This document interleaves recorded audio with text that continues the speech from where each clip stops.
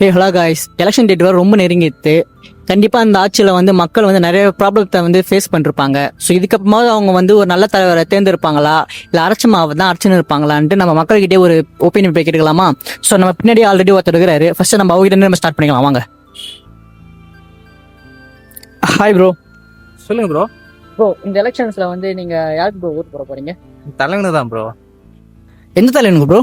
Bro என் தாத்தாலேருந்து காலகாலமாக என் தலைவன் தான் ப்ரோ ஓட்டு. ஏன் எனக்கு குழந்தையா பிறந்தாலும் என் தலைவனு தான் ஓட்டு. ப்ரோ, இப்போ எலெக்ஷனில் வந்து புது ஆளாக நிற்கிறாங்க. அவங்களாம் வந்து அரசியல் வரதுக்கு முன்னாடியே வந்து மக்களுக்கு வந்து அவ்வளோ ஹெல்ப் பண்ணிக்கிறாங்க.